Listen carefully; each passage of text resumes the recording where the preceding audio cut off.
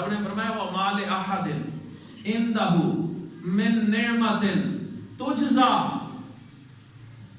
وَمَا لِأَحَدٍ عِندَهُ مِن نِعْمَةٍ تُجْزَى اونچا کہو سبحان اللہ. میں قرآن پڑھ رہا ہوں، کسی مورخ کی تاریخ نہیں پڑھ رہا، رب کا قرآن ہے. اور میرا یہ اعلان ہے، گھر میں جا کے دیکھ لیجئے گا، سورہ لیل ہے، 30واں پارہ ہے. کس کے بارے میں یہ آیتیں نازل ہوئی، کس کو یہ سب کچھ کہا گیا؟ ہر مفسر بتائے گا یہ آیات ابو بکر صدیق کے لیے. فرمایا کہ وَمَا لِأَحَدٍ عِندَهُ مِن نِعْمَةٍ تُجْزَى. تم کہتے ہو، تمہارا یہ دعویٰ ہے کہ ابو بکر پر احسان ہے.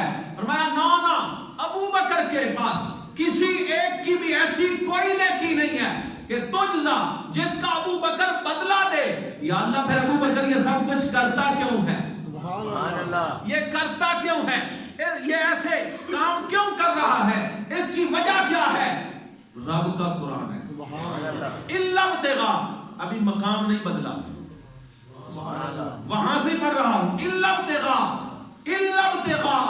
وَجْهِ رَبِّهِ الْأَعْلَى. فرمایا نہ ابو بکر منصب کے لیے، نہ کسی کو غلام بنانے کے لیے، نہ اپنی جماعت بڑی کرنے کے لیے. فرمایا نہ ابو بکر یہ سارے کام اپنے رب کی رضا کے لیے کر رہا.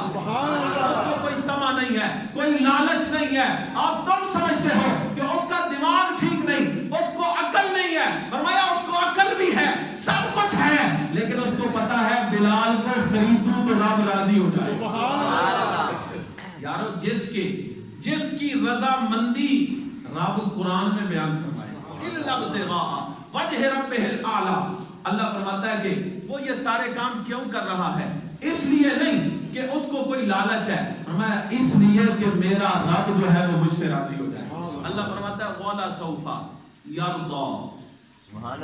وَلَا سَوْفَ يَرْضَى. اللہ فرماتا ہے کہ پھر جب وہ میری رضا کے لیے، وہ میرے لیے مال لٹاتا ہے، میرے لیے ہی مار کھاتا ہے، میرے لیے ہی سارا کچھ کرتا ہے، میرے لیے اپنی جان جو ہے اس کو ہلاکت میں ڈال دیتا ہے، اس کی پرواہ نہیں کرتا. یہ سب کچھ میرے لیے ہے، وہ میری رضا چاہتا ہے. تو لوگوں سن لو، والا